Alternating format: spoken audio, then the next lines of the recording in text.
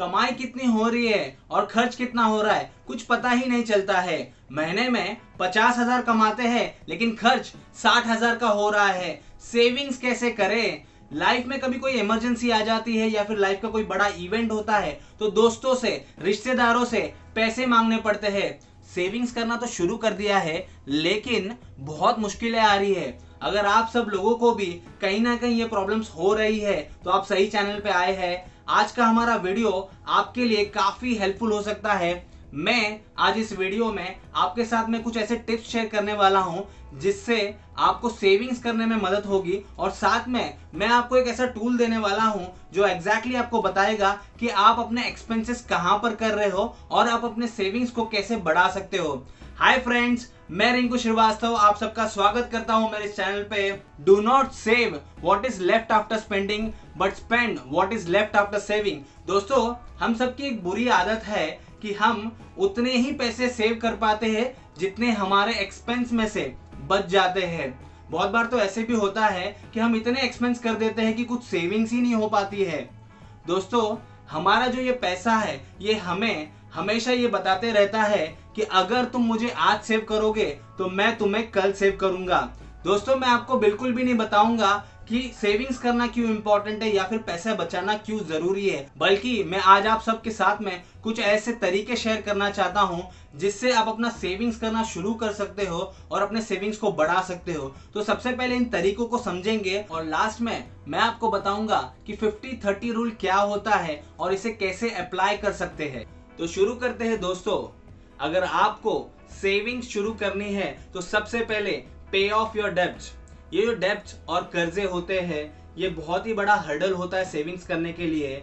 अक्सर कर्ज के वजह से हम ज्यादा सेविंग्स नहीं कर पाते हैं। बहुत बार ऐसे होता है कि हमें हमारे लोन के ऊपर, क्रेडिट कार्ड के ऊपर या फिर बिल्स के ऊपर पेनल्टीज भरनी पड़ती है। दोस्तों, अगर आपको सेविंग्स शुरू करना है तो आपको सबसे पहले ये जो डेब्ट्स है उन्हें क्लियर करना होगा। अगर आपका जो भी क्रेडिट है उनका इंटरेस्ट 15% से ज्यादा है तो कोशिश कीजिए कि ऐसे जो डेब्ट्स है उसे क्लियर कर दीजिए, या फिर आप ऐसे कर सकते हैं कि मिनिमम पेमेंट से ज्यादा पे करें ताकि जो इंटरेस्ट का जो अमाउंट है उसको आप सेव कर पाए और अपनी सेविंग्स बढ़ा पाए। दूसरा और इम्पोर्टेंट तरीका है पे योरसेल्फ फर्स्ट। दोस्तों, बहुत बार ये होता है कि हम उतने ही पैसे सेव कर पाते हैं जितने हम खर्च में से बचा पाते हैं। बहुत बार तो ऐसे होता है कि एक्सपेंस हमारे इतने ज्यादा हो जाते हैं कि कोई सेविंग्स ही नहीं होती है, प्लस हम हमारी एक्स्ट्रा सेविंग्स को भी खर्च करने लग जाते हैं। अगर आपको सेविंग्स शुरू करनी है तो सेविंग का एक नियम है, जो भी अमाउंट आपको सेव करना है उसे आप अलग से निकाल दीजिए। हो सके तो उस अमाउंट को दूसरे अकाउंट में ट्रांसफर कर दीजिए और जो भी बचा हुआ पैसा है उससे आप अपने मंथली एक्सपेंस मैनेज करें। फॉर एग्जाम्पल, अगर आपको महीने में 10,000 रुपए सेव करना है तो सबसे पहले जैसे ही आपकी सैलरी हो जाती है तो 10,000 रुपए को साइड में निकाल दीजिए, या फिर उसे आप दूसरे अकाउंट में भी ट्रांसफर कर सकते हैं और जो बचा हुआ पैसा है उससे आप अपने मंथली एक्सपेंस मैनेज कीजिए। ये टेक्निक यूज करने से आप अपनी सेविंग्स रेगुलरली करने लगेंगे और आपको अपनी सेविंग्स में कॉम्प्रोमाइज नहीं करना पड़ेगा। तीसरा तरीका है स्टार्ट सेविंग स्मॉल।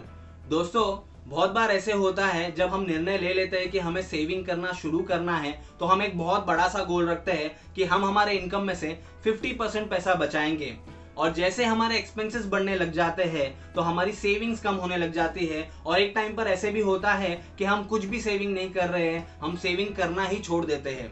दोस्तों, अगर आप सेविंग्स करना शुरू कर रहे हैं तो एक बात ध्यान में रखिए, सेविंग्स कर रहे हैं तो छोटे छोटे सेविंग करना शुरू कीजिए। जैसे ही आप उसमें रेगुलर हो जाएंगे तो आप ईयर ऑन ईयर बेसिस में आप अपनी सेविंग्स बढ़ा सकते हो।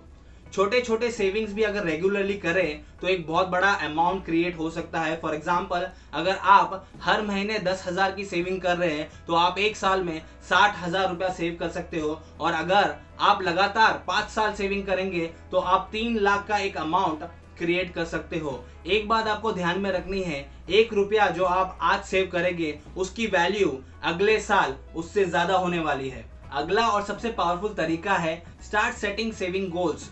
दोस्तों, अगर आपको डायरेक्ट सेविंग करने में मुश्किलें आ रहे हैं, चैलेंजेस आ रहे हैं, तो आप अपने सेविंग गोल्स सेट कर सकते हैं। याद है बचपन के वो दिन कैसे हम गुल्लक में पैसे जमा करते थे? ठीक उसी तरह से आपको अपने हर एक गोल के लिए सेविंग्स करनी होगी।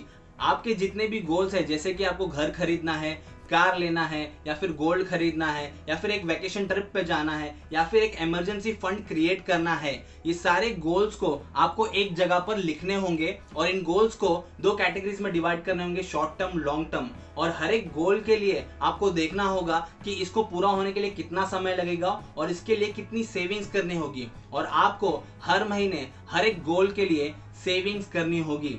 ये तरीका यूज करने से आप देखेंगे कि आप अपने ज्यादा से ज्यादा गोल्स अचीव कर लेंगे और आपकी सेविंग्स भी बढ़ जाएगी। सबसे आखिरी तरीका है start saving your first 1 lakh.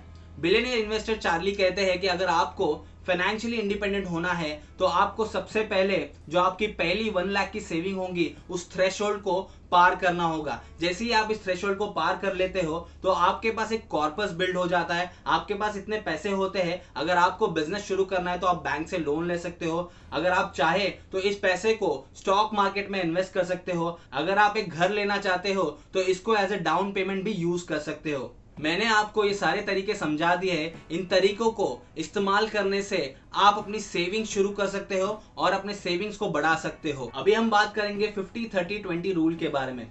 50-30-20 rule एक बहुत ही सिंपल और पावरफुल बजटिंग टूल है। ये टूल यूज करने से हमें एग्जैक्टली पता चलता है कि हम हमारे एक्सपेंसेस कैसे मैनेज कर रहे हैं और अपने सेविंग्स को कैसे बढ़ाएं।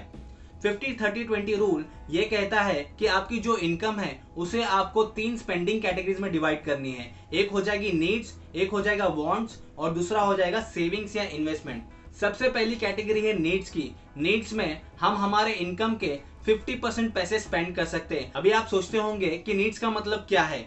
नीड्स में वो सारी बेसिक नेसेसिटीज आ जाती है, ये वो सारी चीजें होती है जिसके ना होने से आप सरवाइव नहीं कर पाओगे। फॉर एग्जाम्पल, घर का रेंट देना है, या फिर घर के लोन का EMI है, या फिर आपको इलेक्ट्रिसिटी, गैस का या फिर फोन का बिल देना है, या फिर ट्रांसपोर्टेशन का कुछ एक्सपेंसेस है, या फिर ग्रोसरीज खरीदनी है। दूसरी कैटेगरीज है वांट्स की, और वांट्स में हम अपने इनकम के 30% पैसे स्पेंड कर सकते हैं।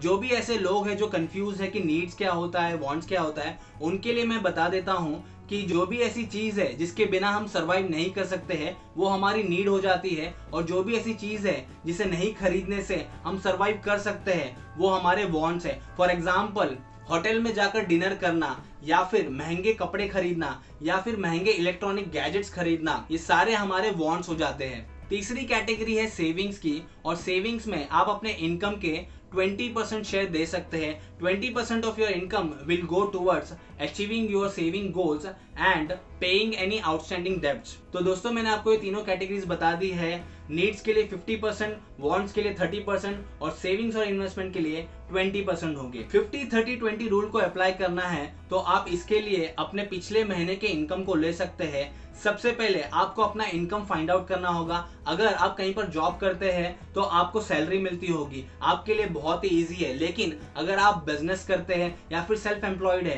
तो आप अपनी इनकम फाइंड आउट कर लीजिए। जैसे ही आपकी इनकम फाइंड आउट हो जाती है तो आपको अपने इनकम को 3 स्पेंडिंग कैटेगरीज में डिवाइड करना है, जो कि है नीड्स, वांट्स, सेविंग और इन्वेस्टमेंट। जैसे ही आपकी 3 कैटेगरीज बन जाती है तो आपको ये देखना है कि हर कैटेगरी में कितने पैसे स्पेंड हो रहे हैं। फॉर एग्जाम्पल, आपको मालूम पड़ता है कि वांट्स की कैटेगरी में आप अपने 40% से ज्यादा पैसे स्पेंड कर रहे हो, तो आपको उसमें से कुछ आपके एक्सपेंसेस है उसको आपको बैलेंस करना होगा। फॉर एग्जाम्पल, आपको मालूम पड़ता है कि सेविंग्स आप 20% से नीचे कर रहे हैं, तो आपको देखना होगा कि आप उसको कैसे बैलेंस कर सकते हो। ज्यादातर एडजस्टमेंट आपको वांट्स और सेविंग्स में ही करने होंगे, क्योंकि जो हमारा नीड्स वाला कैटेगरी होता है उसमें हम ज्यादा एडजस्टमेंट नहीं कर सकते हैं। ओवर द ईयर जैसे आपकी सैलरी बढ़ते जाएगी या फिर आपका इनकम बढ़ते जाएगा तो आप इन रेशियो में चेंजेस कर सकते हो। फॉर एग्जाम्पल, आप अपने सेविंग्स को 20% से 30% कर सकते हो और आप अपने वांट्स को 30% से 20% कर सकते हो। दोस्तों, इस टूल को रेगुलरली यूज करने से आप अपने एक्सपेंस को रिकॉर्ड करने की हैबिट क्रिएट करोगे, जिससे आपको एग्जैक्टली मालूम पड़ेगा कि आप कैसे एक्सपेंसेस कर रहे हो और आपकी सेविंग्स कितनी होनी चाहिए। दोस्तों, सिर्फ पैसे नहीं सेव करने हैं, बल्कि हमें सेविंग करने की हैबिट क्रिएट करनी है। जैसे ही हमारी सेविंग करने की हैबिट बन जाती है तो हम हर चीज में सेविंग करना शुरू कर देते हैं।